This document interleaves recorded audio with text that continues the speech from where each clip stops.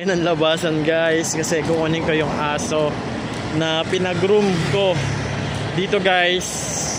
So pag mag-aalaga kayo ng aso, especially Shih Tzu, pagdating sa groom medyo high-end maintenance siya guys. So ang pag-groom dito sa amin 550 yung small breed.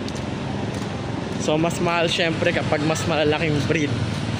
Kaya pag mag-aalaga kayo ng Shih Tzu, makapal yung balahibo niyan, kailangan talaga may budget kayo kung hindi kayo marunong mag-groom. Dalawa pa naman yung kukunin ko. So 1-1 yun.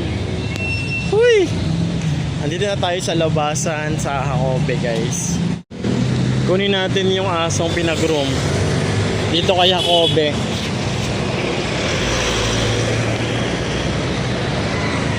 Maliit lang naman yan. Kaya naman siguro. Nasa gitna kami ng kalsada ni Precious.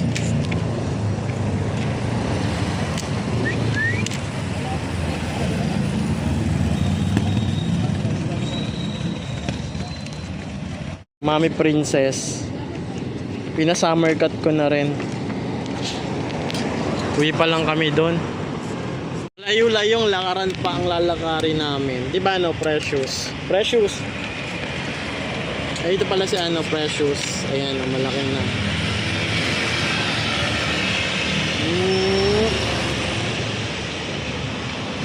Ito si Princess. Princess, diyan ka lang.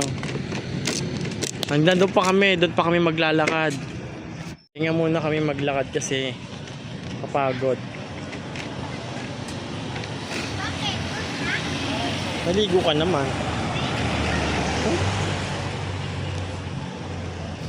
Diret sa pan eh. Titsat eh.